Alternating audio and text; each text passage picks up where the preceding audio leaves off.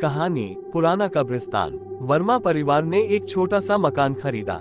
Budget सीमित था, लेकिन मकान बड़ा और खूबसूरत था। आसपास की हरियाली और शांत माहौल ने उन्हें आकर्षित किया। पड़ोस में ज्यादा लोग नहीं थे, लेकिन उन्हें ये शांति पसंद आई। पहले कुछ दिन बहुत अच्छे बीते, पर धीरे धीरे अजीब घटनाएं होने लगी। रात में घर के पीछे किसी के चलने की आवाजें आती। कई बार ऐसा लगता जैसे कोई दरवाजे के पास खड़ा हो। एक दिन वर्मा जी की बेटी प्रिया ने कहा, पापा, मुझे ऐसा लगा कि कोई खिड़की के बाहर खड़ा था। वर्मा जी ने इसे बच्ची का वहम समझा और बात को टाल दिया। लेकिन अगली रात उनकी पत्नी कविता ने शिकायत की, रसोई में कुछ गिरने की आवाज आई थी, लेकिन वहां कुछ भी नहीं था। अब वर्मा जी को थोड़ा अजीब लगा। उन्होंने मकान मालिक से इस बारे में बात की। मकान मालिक ने कुछ टालमटोल करते हुए कहा, आप चिंता न करें, ये पुराना इलाका है, इसलिए शायद आप ज्यादा सोच रहे हैं।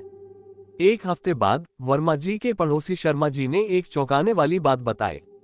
आपको पता है, आपके घर के पीछे एक पुराना कब्रिस्तान है। वह अब उपयोग में नहीं है, लेकिन लोग कहते हैं कि वहां कुछ अजीब घटनाएं होती हैं। ये सुनकर वर्मा जी घबरा गए। उन्होंने तुरंत घर के पीछे जाकर देखा। वहां झाड़ियों के बीच टूटी फूटी कब्रें थीं, जिन पर काई जमी थी। कुछ पर पुराने पत्थरों पर नाम और तारीखें लिखी हुई थी। ये देखकर उनका दिल दहल गया।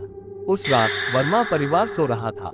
अचानक दरवाजे खुद ब खुद खुलने लगे। खिड़कियां जोर जोर से हिलने लगी, जबकि बाहर हवा का नामो निशान नहीं था। प्रिया के कमरे से चीखने की आवाज आई। सब दौड़कर वहां पहुंचे तो देखा प्रिया बिस्तर पर कांप रही थी। उसने कहा, मुझे लगा कोई मेरे पास बैठा था। अगले दिन वर्मा जी ने इलाके के एक पुराने आदमी पंडित तिवारी जी से मदद मांगी। तिवारी जी ने कहा, इस इलाके में आत्माएं भटकी हुई हैं। उन्हें शांति नहीं मिली है। हमें एक पूजा करनी होगी। तिवारी जी ने रात को पूजा रखी। घर के चारों ओर दिए जलाए गए। पूजा के दौरान उन्होंने कहा कि यह जगह पहले एक गरीब परिवार का घर था, जो दुर्घटनाग्रस्त होकर मारा गया था। उनकी आत्माएं अभी वहीं हैं। पूजा के बाद तिवारी जी ने कब्रिस्तान में उन आत्माओं के लिए प्रार्थना की। जैसे ही पूजा खत्म हुई, घर की अजीब घटनाएं बंद हो गईं।